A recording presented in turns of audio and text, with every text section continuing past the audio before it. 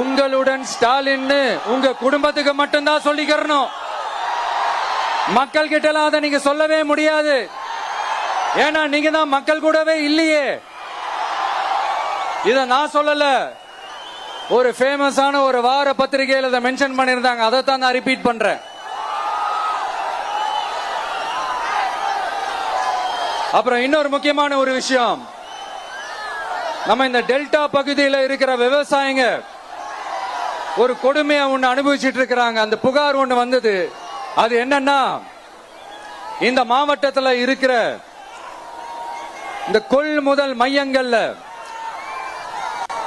இந்த நெல்ல ஏத்தி இறக்கிறதுக்கு, அதாவது லோடிங் அண்ட் அன்லோடிங், அதுக்கு ஒரு 40 கிலோ மூட்டைக்கு 40 ரூபாய் கமிஷன் வாங்குறாங்களாம்.